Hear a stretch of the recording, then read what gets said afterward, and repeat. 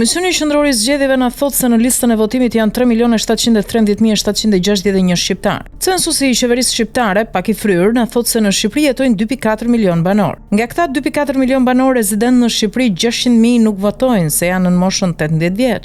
Nga diaspora janë regjistruar për të votuar në këtë zgjedhje edhe 245.000 votues. Pra në Shqipëri kanë të drejtë vote 1.8 milion banor nga 3.713.761 shqiptar që ka lista në KQZ. Ky fakt dëshmon qartë se lista e votuesve është më shumë se 2 herë më e madhe nga shqiptarët me të drejtë vote brenda vendit. 1.9 milion votues më shumë në lista nga sa janë shqiptarë me të drejtë vote në vend. Deri në orën 16:00, KQZ njofton se kanë votuar 36.11% ose 1.340.700 shqiptarë. Por kjo shifër vlerësohet me listën e KQZ-s, jo me numrin real të shqiptarëve brenda vendit. Në të vërtetë në Shqipëri kanë votuar deri në orën 16:00 74.5% e popullsisë me të drejtë vote brenda vendit. Kjo është shifra e saktë e pjesëmarrjes në votime dhe nuk është e ulët, por shumë e lartë. Prandaj shqiptarë mos humni kohë, shfrytëzojeni edhe këto pak orë që kanë mbetur për të votuar të ardhmen e vendit tuaj.